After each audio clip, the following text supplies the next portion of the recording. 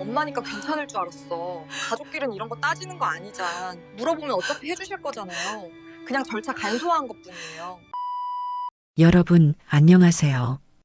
제 이름은, 사실 이름은 중요하지 않을 것 같아요.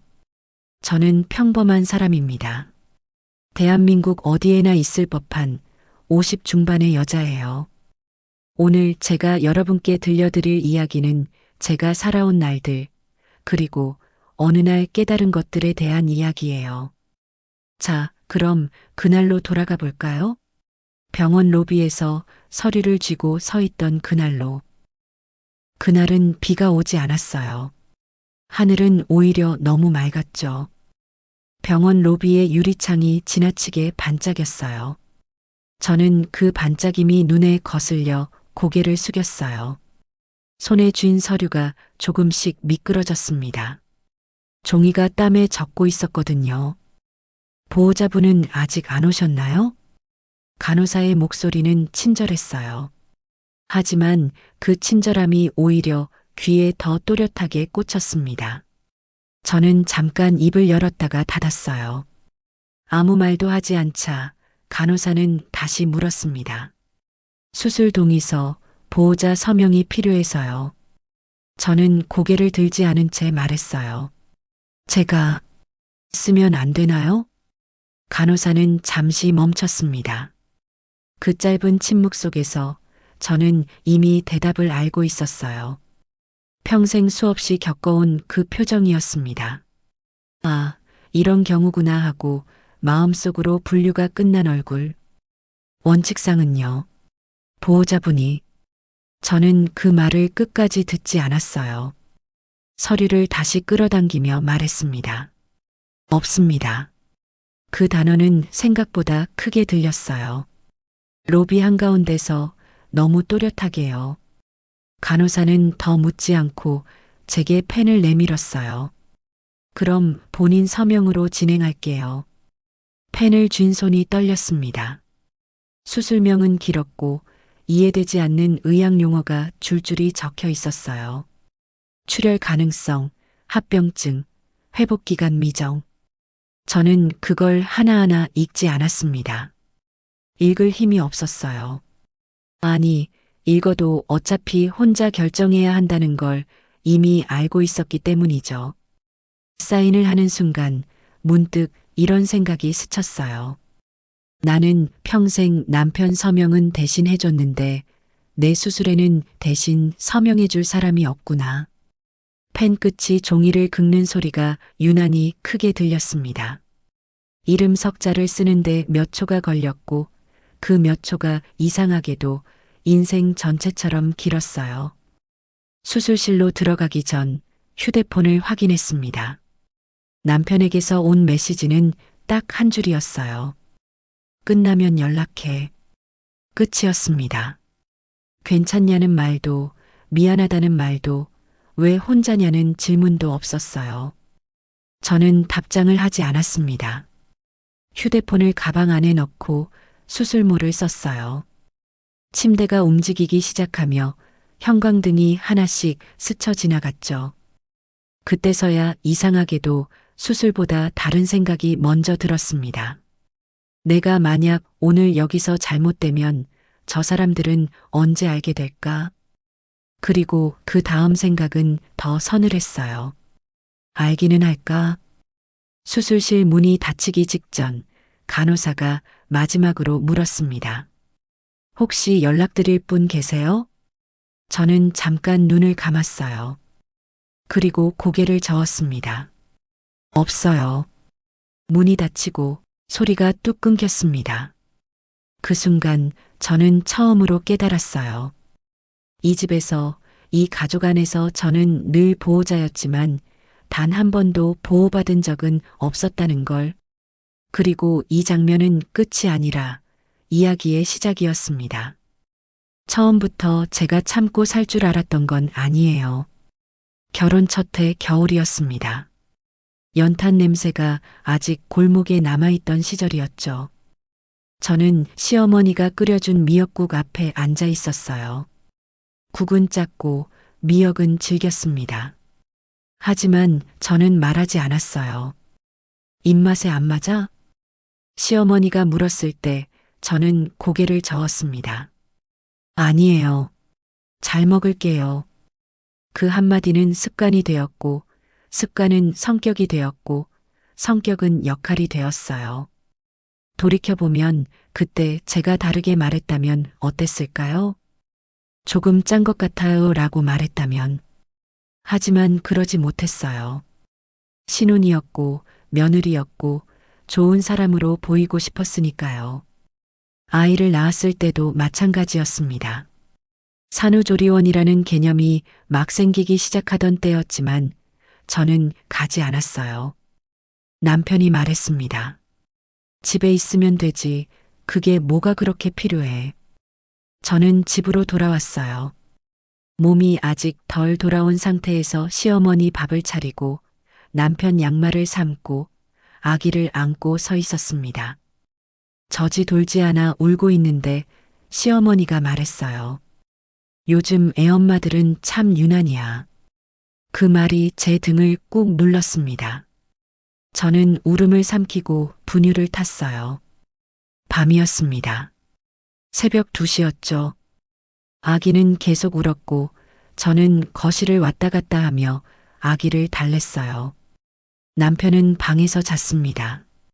다음 날 아침 남편이 말했어요. 어젯밤에 시끄러웠어. 좀 조용히 해. 저는 아무 말도 하지 못했습니다.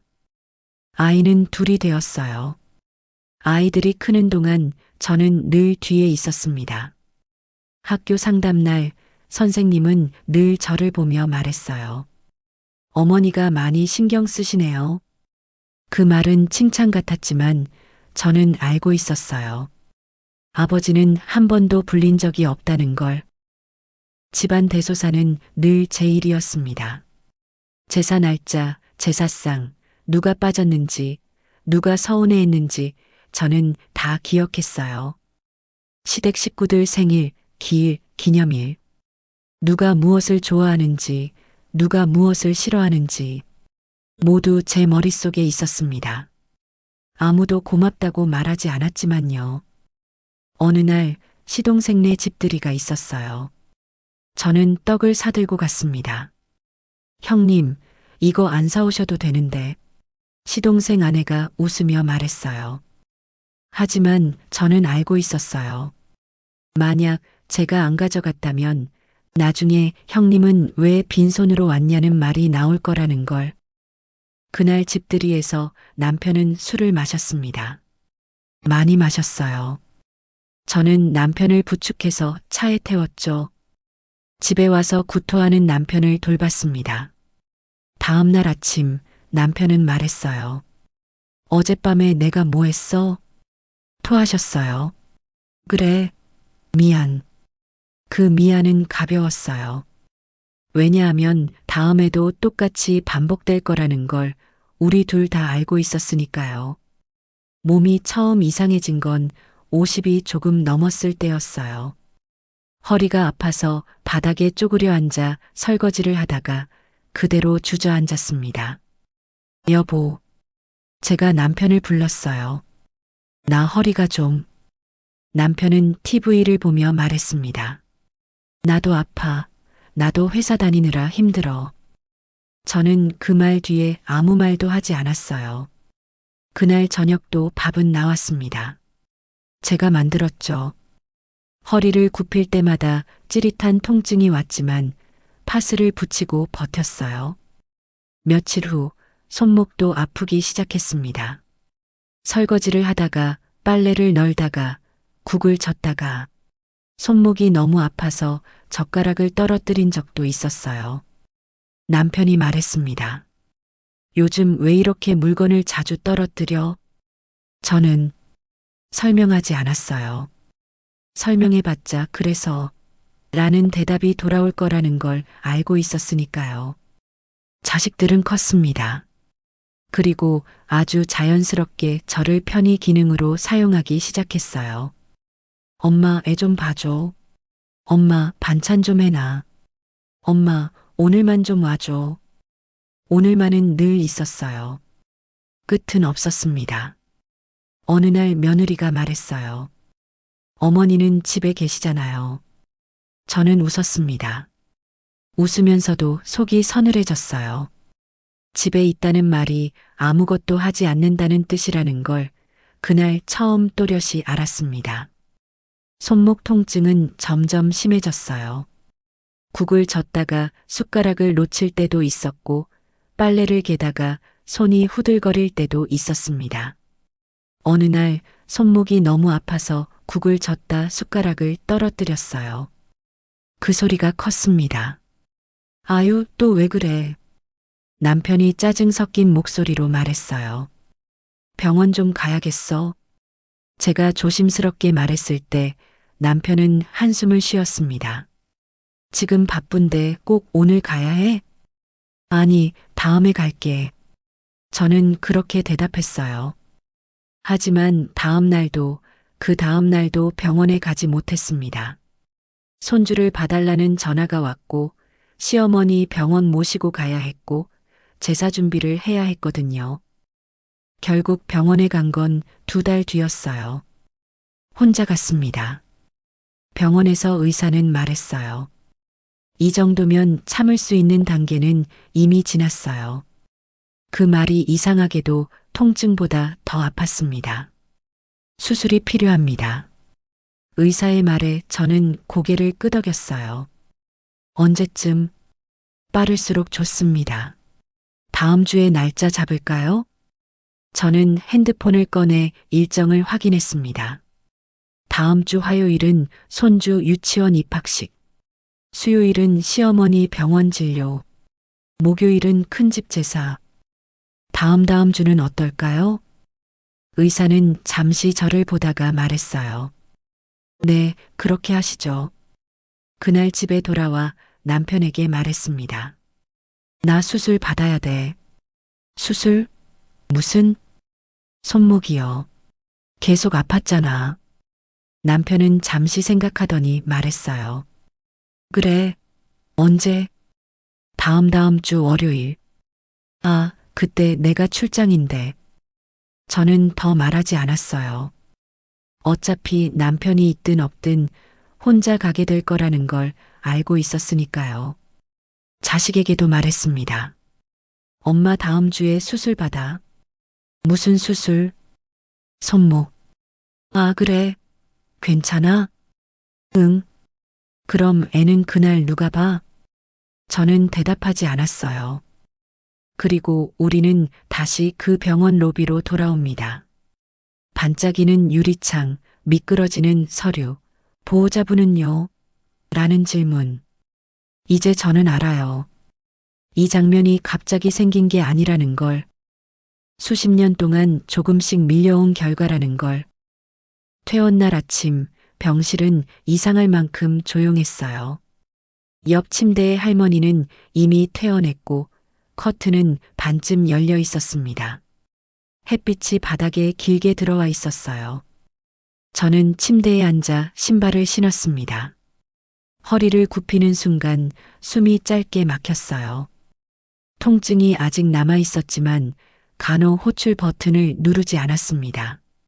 이제는 누를 이유가 없다는 걸 알고 있었기 때문이에요. 보호자분 아직 안 오셨어요? 야간 근무를 마치고 나온 간호사가 물었어요. 저는 고개를 저었습니다. 혼자 갈 수 있어요. 그 말은 거짓말이었어요. 하지만 평생 해온 거짓말이었습니다. 택시를 타고 집에 도착했을 때 문은 잠겨 있지 않았어요. 신발장 위에는 아이가 벗어놓고 간 운동화가 그대로였습니다. 집안에는 아무도 없었어요. 식탁 위에는 메모가 한 장 놓여 있었습니다. 엄마, 죽 좀 먹어. 냉장고에 있어. 죽은 이미 식어 있었고 냄비 바닥에는 눌어붙은 흔적이 남아 있었어요. 저는 숟가락을 들었다가 내려놓았습니다. 먹고 싶지 않았어요. 소파에 앉아 한참을 그대로 있었습니다. 창밖을 봤어요. 날씨는 좋았습니다. 그날 오후 며느리에게서 전화가 왔어요. 어머니, 이제 괜찮으신 거죠? 그 말에는 물음표가 붙어 있었지만 대답은 이미 정해져 있었어요. 그래. 저는 자동처럼 말했습니다.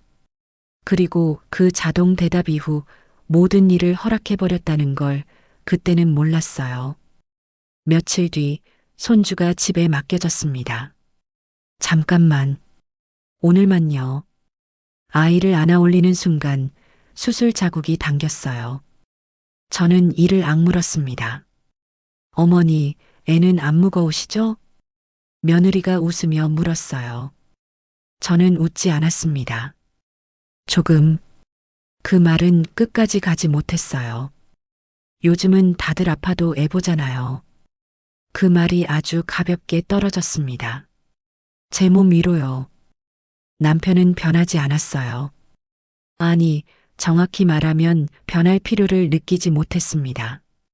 이제 수술도 했으니까 좀 나아졌겠네.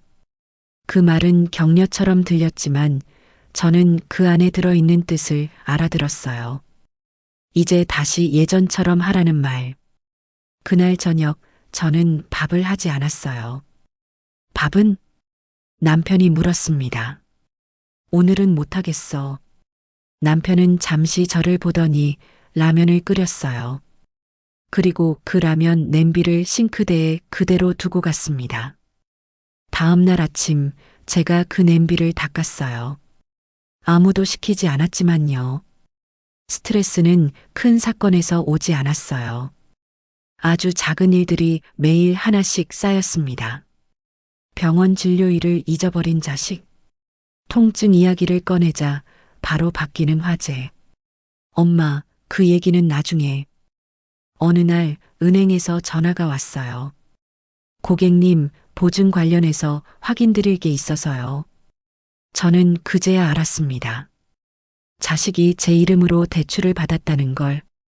엄마니까 괜찮을 줄 알았어. 그 말이 전화기 너머에서 너무 쉽게 나왔어요. 저는 전화를 끊고 한참 동안 소파에 앉아 있었습니다. 심장이 천천히 이상하게 뛰었어요.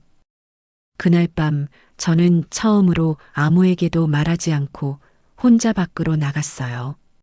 집 앞 놀이터 벤치에 앉아 밤 공기를 마셨습니다. 사람은 없었고 멀리서 자동차 소리만 들렸어요. 그때 깨달았습니다.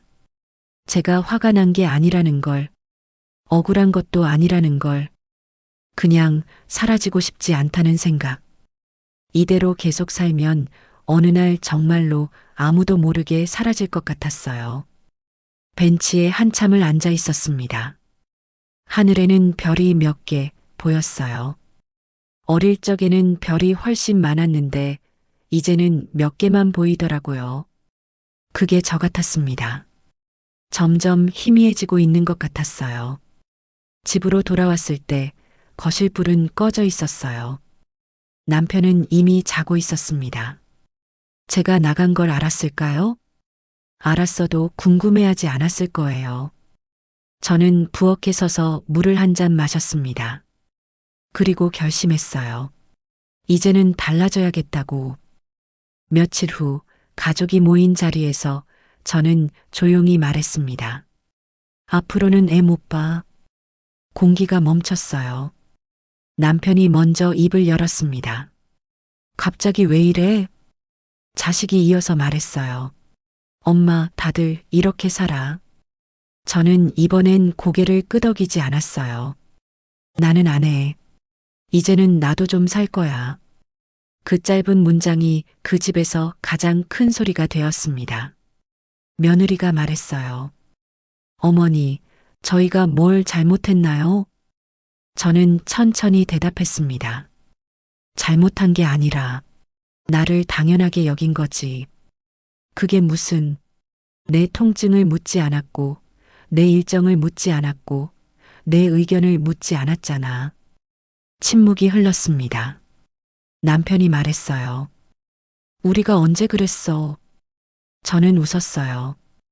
처음으로 쓴웃음이 나왔습니다. 매일이었어요. 그날 이후 집안의 공기는 달라졌어요. 말을 안 하는데도 시끄러웠고 같은 공간에 있는데도 서로를 피했습니다. 남편은 저를 보지 않았어요. 정확히는 보지 않으려 했습니다. 아침에 일어나면 식탁에 반찬이 줄어 있는 걸 확인했고 그때마다 아무 말 없이 숟가락을 내려놓았어요. 요즘 왜 이렇게 집이 썰렁해? 그 말은 질문이 아니었습니다. 원래대로 돌려놓으라는 명령에 가까웠어요. 저는 대답하지 않았습니다. 대신 약 봉지를 챙겨 가방에 넣었어요. 오늘은 병원 가는 날이었습니다. 병원에서 의사는 말했어요. 회복이 느립니다. 무리하시면 안 돼요. 저는 고개를 끄덕였습니다. 이번엔 습관처럼 하지 않았어요. 정말로 이해했기 때문입니다. 집에 돌아오는 길 자식에게서 전화가 왔어요.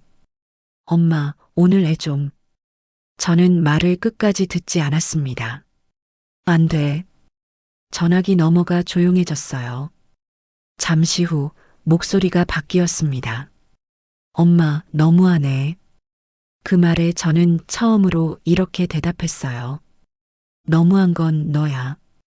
전화를 끊고 나서 손이 떨렸습니다. 하지만 이번엔 그 떨림이 두려움만은 아니었어요.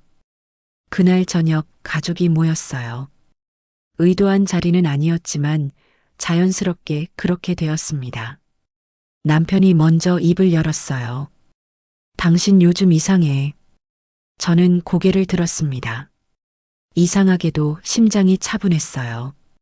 내가 아니라 이 집이 이상했어. 남편의 얼굴이 굳었습니다. 그럼 이제 와서 뭐가 달라져야 한다는 거야? 저는 천천히 말했어요. 나 없이도 이 집이 돌아가게. 그 말이 떨어지자 자식이 웃었습니다. 비웃음에 가까웠어요. 엄마, 현실적으로 말이 돼? 저는 그 웃음을 보며 아주 오래전 장면을 떠올렸어요. 젖이 돌지 않아 울던 밤, 혼자 아기를 안고 서 있던 제 모습.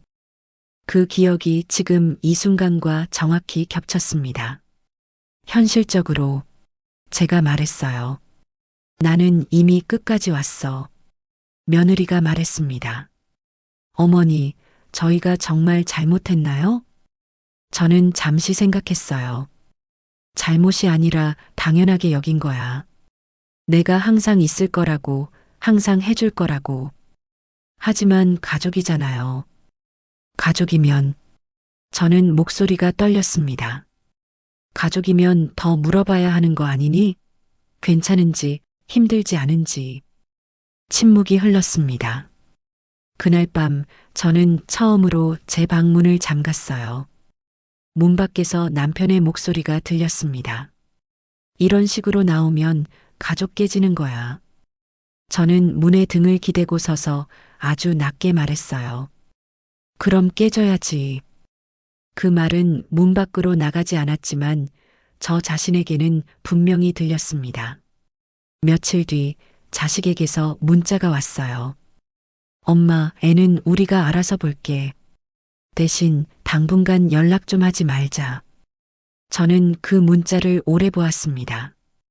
가슴이 조여왔지만 눈물은 나지 않았어요. 이상하게도 예상했던 일이었기 때문입니다. 그날 저는 은행으로 갔어요. 제 이름으로 된 보증을 정리했고 통장을 분리했습니다. 직원은 물었어요. 가족분들은 알고 계세요? 저는 말했습니다. 이제 알 필요 없어요. 집에 돌아오자 남편이 소리를 질렀어요. 당신 미쳤어? 저는 조용히 가방을 내려놓았습니다.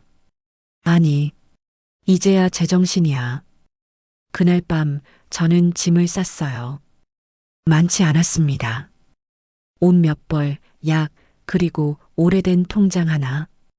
남편이 문을 두드렸습니다. 나가면 어디서 살 건데? 저는 대답하지 않았어요. 사실 확실한 계획은 없었습니다. 하지만 이 집에 남아있는 것보다는 나은 것 같았어요. 문을 나서기 전 집안을 한번 둘러봤습니다. 평생을 쓴 공간이었어요. 이 거실에서 아이들을 키웠고, 이 부엌에서 수천 끼를 만들었고, 이 방에서 수없이 많은 밤을 보냈습니다. 하지만 이제는 제 자리가 아니었어요. 현관문을 나서는 순간 남편이 마지막으로 말했습니다. 후회할 거야. 저는 돌아보지 않았습니다. 이미 충분히 후회했어요. 작은 원룸은 조용했습니다. 냉장고 소리, 시계 초침 소리만 들렸어요. 저는 바닥에 앉아 한참을 그대로 있었습니다. 외롭지 않다면 거짓말이에요. 하지만 무너지는 느낌은 아니었습니다. 살아있다는 느낌이었어요. 첫날 밤 저는 잠을 이루지 못했습니다. 익숙하지 않은 천장, 익숙하지 않은 소리. 하지만 무섭지는 않았어요. 다음 날 아침 일어나서 커피를 끓였습니다. 제가 좋아하는 원두로요. 집에서는 늘 남편이 좋아하는 커피를 탔었거든요. 작은 테이블에 앉아 커피를 마시는데 햇빛이 들어왔어요. 그 햇빛이 참 좋았습니다. 몇 주가 지났습니다. 저는 천천히 제 리듬을 찾아갔어요. 아침에 일어나 산책을 하고 병원에 가고 혼자 밥을 먹고 책을 읽었습니다. 가끔 전화가 왔어요. 남편에게서요. 언제까지 이럴 거야? 저는 조용히 대답했습니다. 모르겠어요. 집에 돌아와. 생각해 볼게요. 하지만 돌아갈 생각은 없었어요. 몇 달 후 병원에서 다시 만난 간호사가 말했습니다. 얼굴 좋아지셨어요. 저는 웃었어요. 이번엔 진짜였습니다. 감사합니다. 무슨 좋은 일 있으세요? 좋은 일이라기보다는 제 인생을 살기 시작했어요. 간호사는 잠시 저를 보더니 웃었습니다. 멋지시네요. 제가 살던 원룸 아래층에는 비슷한 또래의 여자가 살고 있었어요. 엘리베이터에서 몇 번 마주쳤고 서로 인사를 나누는 정도였습니다. 어느 날 아래층에서 소리가 났어요. 그릇 깨지는 소리, 문 닫히는 소리, 그리고 울음. 저는 잠시 망설이다가 아래층 문 앞에 섰습니다. 초인종을 눌렀어요. 문을 연 여자는 머리가 헝클어져 있었고 손이 떨리고 있었어요. 괜찮으세요? 그 질문에 여자는 갑자기 무너졌습니다. 신발도 벗지 못한 채 문 앞에 주저앉아 울었어요. 저 어제 수술했어요. 그 말에 제 몸이 먼저 반응했습니다. 숨이 멎는 느낌이 들었어요. 그런데 오늘 아침에 며느리가 전화해서 애 좀 봐달라고. 여자는 울면서 말했습니다. 제가 거절했더니 사람이 변했다고 하더라고요. 저는 아무 말도 하지 않고 여자 옆에 앉았어요. 바닥의 차가움이 그대로 전해졌습니다. 저도요. 제가 처음으로 말했어요. 저도 그렇게 살았어요. 여자는 고개를 들었습니다. 눈이 붉었어요. 그럼 어떻게 하셨어요? 그 질문은 방법을 묻는 게 아니었습니다.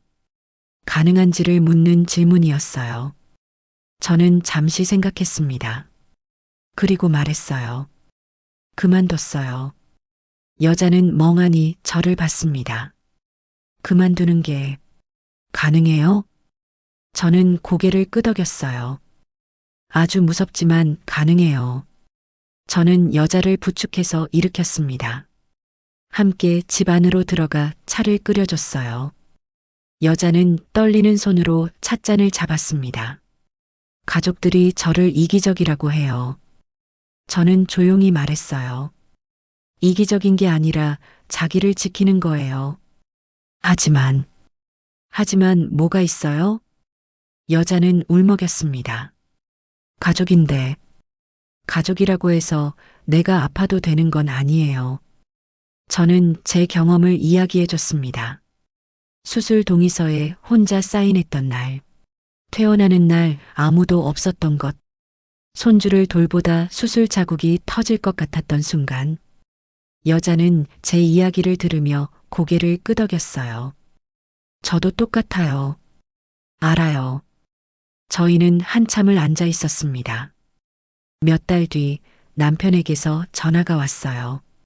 언제쯤 들어올 거야? 저는 잠시 침묵했습니다. 그리고 말했어요. 안 들어가. 그 말은 예전 같으면 상상도 못했을 말이었습니다. 당신 너무 변했어. 저는 처음으로 그 말에 상처받지 않았어요. 아니, 제가 말했습니다.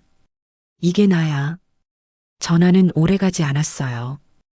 저는 전화를 끊고 창밖을 봤습니다. 해가 지고 있었어요. 아무 일도 일어나지 않는 저녁이었습니다. 그리고 그게 좋았어요. 자식에게서도 문자가 왔습니다. 엄마, 언제 한번 볼 수 있을까? 저는 바로 답하지 않았어요. 신호등 앞에 서서 잠시 생각했습니다. 그리고 이렇게 보냈어요. 준비되면 연락해. 짧은 문장이었습니다. 하지만 그 문장 안에는 제가 되찾은 모든 것이 들어 있었어요. 이제 저는 누군가의 보호자가 아니고 누군가의 기능도 아니었습니다. 아픈 날엔 쉬었고 싫은 건 싫다고 말했고 도와주고 싶을 때만 도왔어요. 가끔 외로웠습니다.